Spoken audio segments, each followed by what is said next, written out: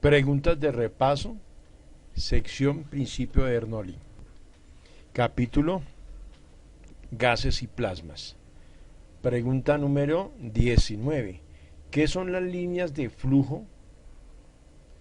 En las zonas donde las líneas de flujo están más cercanas entre sí, ¿la presión es mayor o menor? Bueno, antes de dar la respuesta vamos a tratar de mirar algunas imágenes, algunas figuras que nos ayudan a entender un poquito el fenómeno. Dice, debido a que el flujo es continuo, el agua aumenta su rapidez cuando pasa por la parte angosta y o poco profunda del arroyo.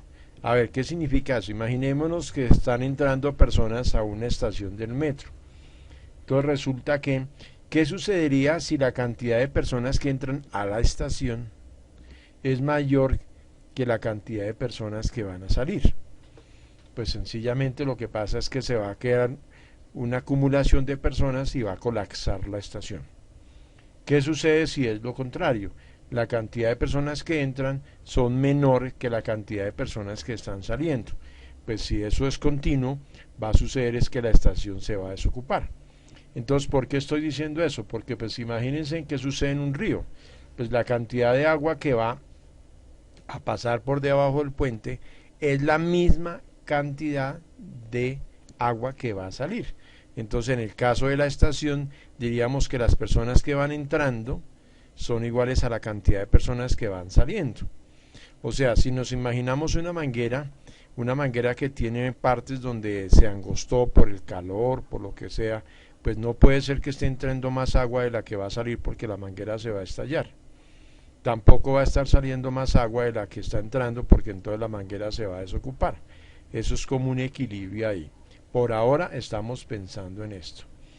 Entonces dice, puesto que el volumen de agua que fluye a través de un tubo de diferentes áreas transversales A permanece constante, la rapidez del flujo B es alta donde el área es pequeña. Sí, eso es lo que tenemos que entender. Que aquí donde la manguera se adelgaza, pues el agua va a pasar con mayor rapidez, entonces la presión va a ser menor. Eso ya lo aclaramos un poquito más en la siguiente diapositiva. Lo que dice acá dice, bueno, la rapidez de flujo B es alta donde el área es pequeña y la rapidez es baja, o sea aquí, donde el área es grande. Aquí la rapidez es menor y aquí la rapidez es mayor. Hasta ahí vamos. Esto se anuncia con la ecuación de continuidad. El área 1 multiplicado por la velocidad del agua debe ser igual al área 2 multiplicado por la velocidad 2. Entonces, si el área disminuye, la rapidez tiene que aumentar. Eso es lo que sucede acá. O sea, aquí la rapidez es más lenta, mientras que aquí es mayor, porque hay menor área. Entonces, para compensar la cantidad de agua que tiene que entrar, porque aquí dice que es constante. Entonces dice el producto AB1 por A1 por B1 en el punto 1 es igual al producto de A2 por B2 en el punto 2. Entonces volvamos, si el área disminuye, la velocidad tiene que aumentar. Bueno, a primera vista la disminución de la presión del fluido al aumentar la rapidez parecería sorprendente, y en especial si no se distingue entre la presión dentro del fluido, que es la presión interna, y la presión que ejerce el fluido sobre algo que interfiera a su flujo. Usted ya no entendí nada. A ver, aquí lo que hay que, simplemente lo que dice es que una cosa es la presión interna dentro del agua y otra cosa es la presión por fuera cuando sale. Entonces voy a leer un poquito más porque aquí abajo hay una palabra clave, cantidad de movimiento. Entonces dice, la presión interna del agua que fluye rápido por una manguera de bomberos es relativamente baja, mientras que la presión externa que puede ejercer sobre algún objeto en su trayectoria cuando desciende lentamente podría ser enorme. Entonces hay un capítulo que se llama cantidad de movimiento y dice que la cantidad de movimiento se mantiene, es constante. O sea, si ustedes se dan cuenta, cuando un objeto, el agua sale disparada de la manguera, o sea, una forma de tener las manifestaciones es utilizando agua. Entonces lo que hay que entender es que esa rapidez con que el agua sale y la cantidad de agua que lleva para que una persona la pueda detener es bastante complicado. Entonces a eso se refiere con la cantidad de movimiento. Por eso dice acá, cuando desciende lentamente podría ser enorme. O sea, el área sobre la cual está cayendo ese chorro de agua es pequeña. Estamos hablando de la persona. Entonces, como el área es pequeña, la fuerza que ejerce va a ser muy grande para mantener una presión. Dice, distinguimos entre la presión interna en un fluido y la presión que un fluido puede ejercer sobre algo que cambie su cantidad de movimiento. A eso se me refiero yo.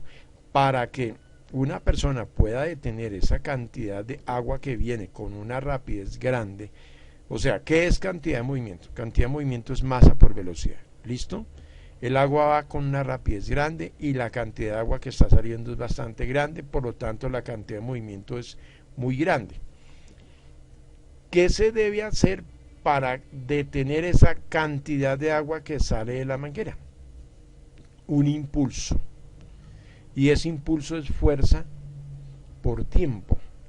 Y entonces, para detener esa agua en un tiempo muy pequeño, la fuerza que se ejerce es muy grande. En conclusión, una cosa es la presión interna y otra cosa es la presión externa. Y la presión externa es enorme, enorme, porque la cantidad de agua que está saliendo es muy grande.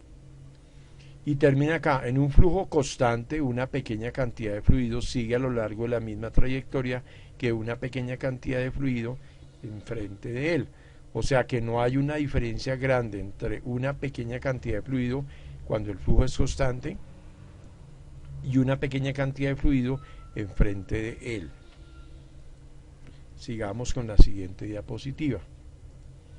O sea, realmente la pregunta, lo que nos quieren decir aquí, ya la vamos a contestar, no la hemos dicho, aunque pues sí la dijimos, pero muy sutilmente. Entonces repetimos, dice, el agua aumenta su rapidez al pasar por la parte más angosta del tubo. Por eso están las líneas más cercanas, porque aquí la cantidad de agua que está pasando, o la rapidez, perdón, es muy grande. Dice, las líneas de flujo más cercanas entre sí indican que la rapidez es mayor acá. Y por lo tanto, donde aumenta la rapidez, ojo con eso, la presión interna es menor. Aquí está una imagen también donde nos muestra eso que estamos diciendo. Repetimos, ¿qué son las líneas de flujo? Es la que nos muestra la rapidez del agua. Donde las líneas de flujo están muy cercanas es porque la rapidez del agua es muy grande. Aquí la rapidez es menor que acá. Dice, en las zonas donde las líneas de flujo están muy cercanas entre sí, ¿la presión es mayor o es menor? Entonces, donde la rapidez es muy grande, la presión es menor. Ojo con eso, son inversamente proporcionales. ¿Qué sucede en esta gráfica? Vemos unas bolitas pequeñas, entonces decimos, la presión es mayor, porque esas son burbujas de aire y entonces la presión es tan grande que hace que las burbujas sean pequeñas.